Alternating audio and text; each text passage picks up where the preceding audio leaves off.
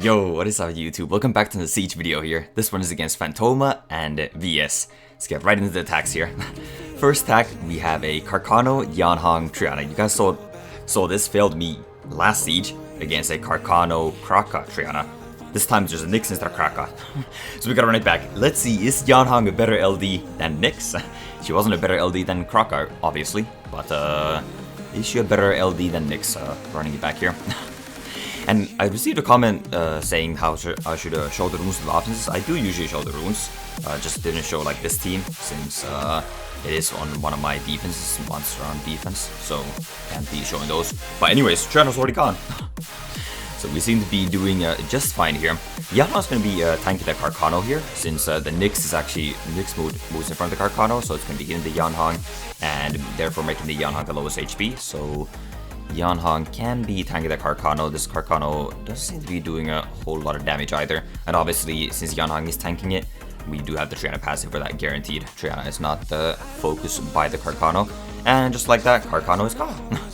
So it's just the Nyx left, and obviously no shot we're losing to Nyx. I think any unit on my team 1v1 can take on Nyx. So Nyx not so scary. Obviously does have that strip, does have the cooldown increase, but does not have the revives or, well, the AoE Death Break, or, well, yeah, that Kraka has. Anyways, we get the win there against the Nyx defense. Not bad. Next attack, we have a Carcano Triana. And there you can see the runes of the team. We're using a Galleon Tiana Bale.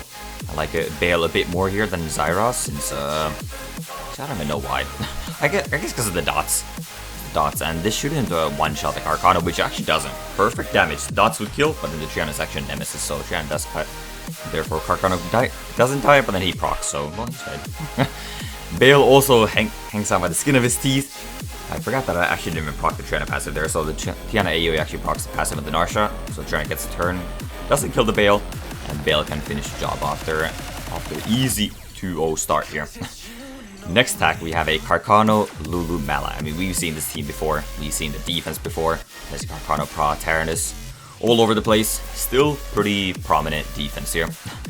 So, yeah, we bring our usual offense, but this gets pretty yikes. So you guys can see Carcano take his defense break. Had the Carcano Violent proc and one-shot my Carcano, we would have lost.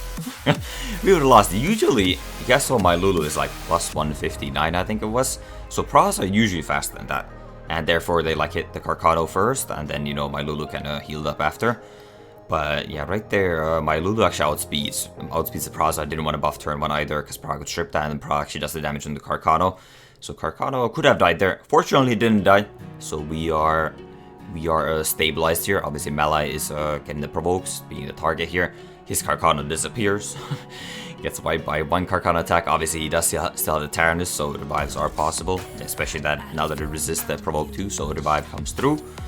Doesn't really matter.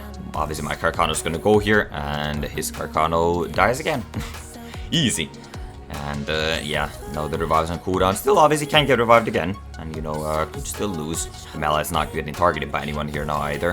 So a bit annoying. We're not going to be getting those cooldowns. Obviously, we get the provokes, so we can get the cooldowns that way, I guess. And yeah, well, like obviously my tank is not really tanking here now, but it doesn't matter at this point. Praha should die to the reflect damage here, which it does. Perfect. And now it's just a Tyrannus left who gets his passive pop right there. Carcano gets a proc, so I decided to skill 1, and then his allied skill 1 also finishes the job there. Easy. So already 3-0, I believe. Next attack we have here, Busa Rika against a Tessa Iris Pookie. Probably not the safest offense, since there is an Iris, obviously has strip chance. But what's the fun in going 100% win dreams? We've already won all 3 games. We take some risks. So we actually do outspeed him. I mean, not very surprising. Actually, kind of surprising. Iris are usually pretty fast. I'm not that fast. I thought about ventilating the Busa here, but I decided to save it for the Rika. And yeah, we get the reset turn on the Iris, so she doesn't revenge, so maybe I should have reached the Fuki just to get attack part on the Iris. But we should be pretty good here. I mean, come on now, we got the dots already. We got the ventilate, so we're gonna get more dots. Get the sleep, which obviously doesn't do anything because we're still gonna dot. The Iris should die to the dots here, so I'm focusing the Tessa here instead. And then obviously buffing up immunity. Play it safe here. Iris actually doesn't die. That's a miscalculation on my part. But Rico gets a full team stun anyway, so it doesn't really matter. And then we can land more dots. I'm pretty sure they're max debuffs at this point. And everything is dead. Yep, still works. Next attack we have here is a Bulwark Amelia Molong against the Tessa Vigor Arda. This should be pretty free. We just sniped the Arda turn 1, and they just cannot kill me. I outspeed him here, which is kind of a yikes. I could get cut. And try to freeze the Vigor if that is the case. So we're gonna go on the Arda, and I get cut. Of course I get cut. I actually realized that I'm like 9 speed apart on my Bulwark Molong, but by the time you're watching this video, I actually already changed it. It has been fixed. My speed tuning is now 1 speed apart on the Bulwark Molong, so don't worry about it. Actually, I think they're the same speed because Bulwark has higher base speed, so I'm pretty sure they're actually the same speed right now. I changed that after this because this has been happening way too often. I thought they were like 2 speed apart, but I guess they were like 9 speed apart. I must have like grinded or gemmed a rune. I don't know. Something must have changed, but anyways, that is fixed now, and obviously we're good here. Like these 2 units are probably not gonna kill me. I guess they do have defense break. I think the Vigor is also on destroy here, but yeah, it just doesn't have enough. You can go on the Vigor here instead. Get rid of the heals, make this a bit faster. Reckless the Vigor, goodbye. Obviously that's gonna die. Now yeah, Tessa with no heals is obviously just going to be a matter of time until he dies here. Not even gonna take that long, since well, he has no heals or anything. So yeah, we're just gonna clean it up here. Probably should have used Amelia skill 2 there to get her skill 3 and a bit faster, but whatever. I mean, come on, we're saving like 2 seconds or whatnot. Anyways, there we go. We got the Bulwark Amelia Molong victory, even though it's not tuned. Now it is though, now it is. Okay, next attack. Tessa, Lulu, Leo. You guys have seen this Leo obviously in the tank build to tank the Carcano and to counter the Savannah. And yeah, Tessa, the main damage dealer, still didn't change the runes on that. We'll probably want to change the runes on that. And again, I don't know why, but I just like have this urgency or just this tendency to go after Savannah. And again, like we just go after Savannah. Like, bro, Savannah's not the threat. When am I gonna remember that? Like, I always go after Savannah first. And then I realized, like, wait a second, Savannah's not the threat. Carcano's the threat. And I switched to Carcano. But like right now, obviously Carcano's not Oblivion, so he could defense break me. And if he does get a defense break, like no matter how tanky that Leo is, Carcano obviously does some insane damage, so can kill it. But yeah, I guess since, you know, my Tessa Fire and Leo being Wind, because they're both like at least neutral or strong against Savannah, that's why I just like tend to go after Savannah. Luckily, you know, if the resist lead and Leo awakens the resistance, I actually don't know if my Leo has max resist with that, I forget. But we are able to resist the Carcano defense because otherwise I would have probably died. And that's when I realized, like, wait a second, like this Carcano's gonna kill me. And finally Oblivion the Carcano. So yeah, we're gonna start working on the Carcano now. Finally, I mean, obviously should have done that right off the bat, but I didn't because I'm stupid. Again, Carcano procs there. I resist the defense break again. This Carcano is either low accuracy or I have max resist Leo, which I guess or both. I still get a torrent off. I decided to torrent Savannah, since obviously my Leo is on a tank build. Probably can't one-shot the Praha. Probably not gonna crit the Carcano. I mean, I didn't expect to crit Savannah, to be completely honest.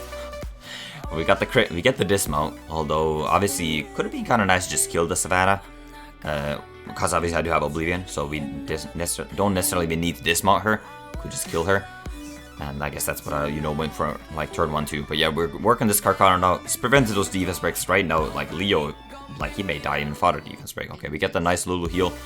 Proc gets heal, I suppose, so I go to sleep. Kind of annoying.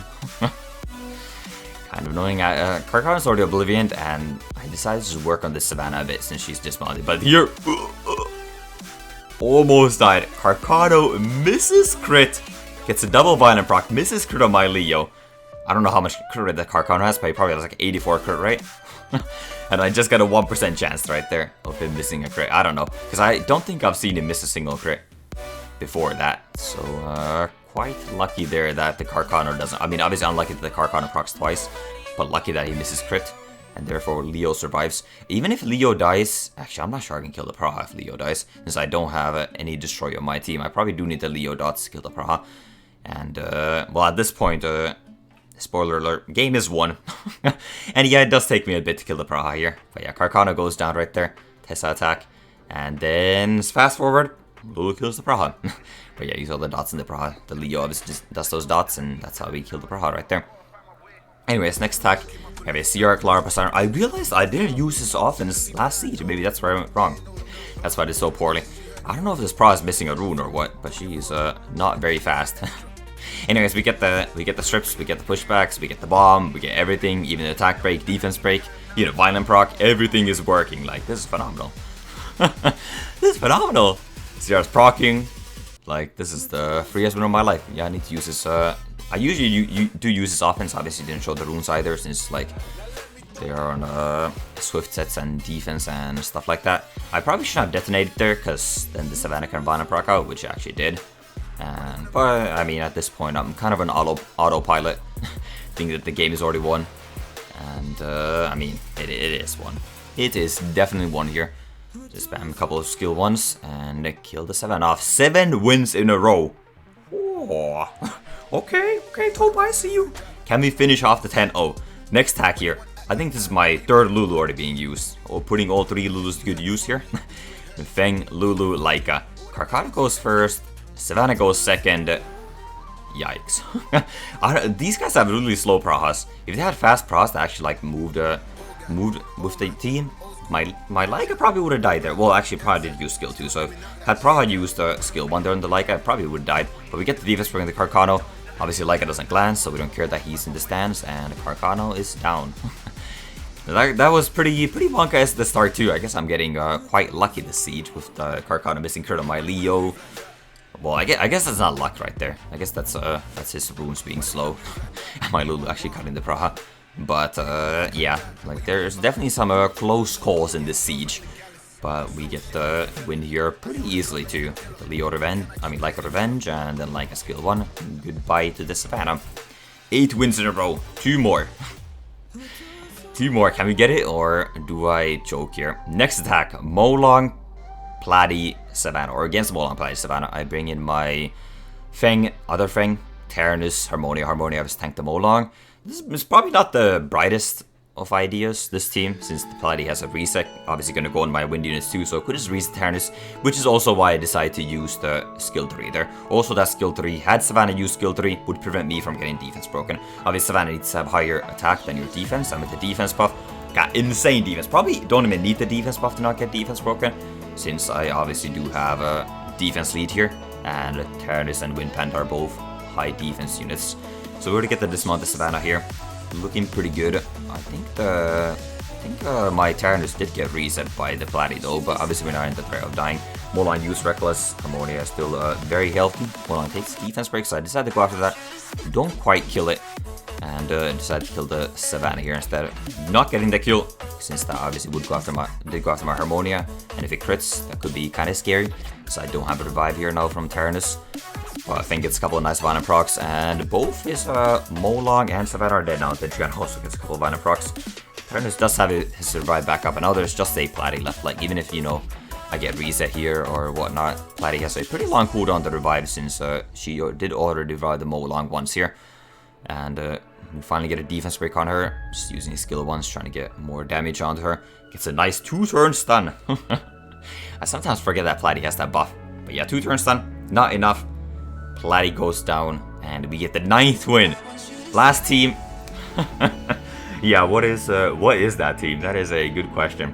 You know we had to throw a Topa comp in there somewhere. We're 9-0.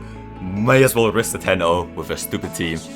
Wind Monkey, Jogun, Bigger. Again, this team is really slow. Like, I actually outspeed everything. I mean, these units do have pretty decent runes, since they are on defense. That's why I didn't show the runes either. But yeah, like, you never see him use Jogun, but he's actually on a pretty insane bio set right now, so you'll see him Violent proc here a couple times. But yeah, so I don't really know what the point of this team is, but it's working. Molong's dead. Molong is dead. I guess, you know, bigger speed buff kind of counters Savannah, because Savannah then can't get the pushback on me. Can tank the Savannah, it's tanky. Monkey can get the revenges, he's tanky. I don't know. Jogun, I don't really know what he brings to the table here, but one gets a nice revenge. Molong dies after getting revived by the Platy.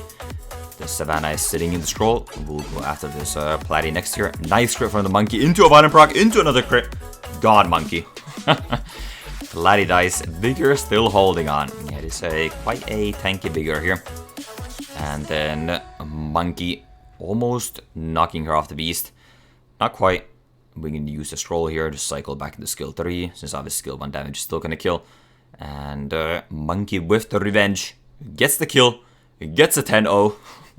We're back, boys. 7-3, couple sieges, 10-0 this one. Okay, but this is how the map looked.